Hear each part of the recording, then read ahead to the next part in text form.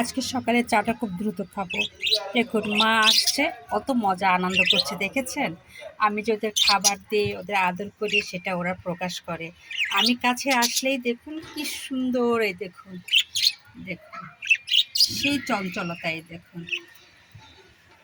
এরা দেখুন একবারে কাছে চলে আসছে, এই দেখুন ঘর থেকে বের হয়ে আসে আমার সঙ্গে দেখা করার জন্য।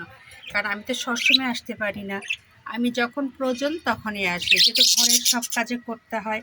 তাছাড়া আজকে তো দ্রুত চা খাবো, দুদিন ধরে বুয়া আসছে না, সে অসুস্থ। আমাকে এদের সময় আমি একেবারে দিতে পারছি না, এই জন্য চাটা খেতে খেতে আসলাম যে দেখি এদের কী অবস্থা। এদের খাবার খুব সকালে দিয়ে দিয়েছি, কোনো সমস্যা নেই। এরা এরা আমার সঙ্গে দুইবার দেখা হয়ে গেল আজকে।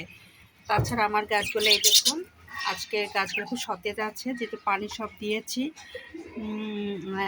এই যে গাছটা যে মারা যাওয়ার পথে, সেটা আলহামদুলিল্লাহ অনেকটা সুস্থ হয়ে গেছে। এই দেখুন প্রতিটা গাছে অনেক সুস্থ, অনেক সুন্দর। এই দেখুন প্রতিটা গাছে, দেখুন, এই দেখুন।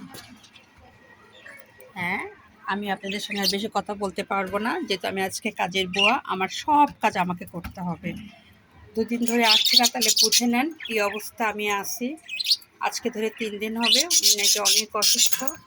এই জন্য আর কথা বলবো না, এখানে চাটা খাই আর ওদের সঙ্গে একটু কথা বলে রেখে দিলাম। আল্লাহ হাফেজ।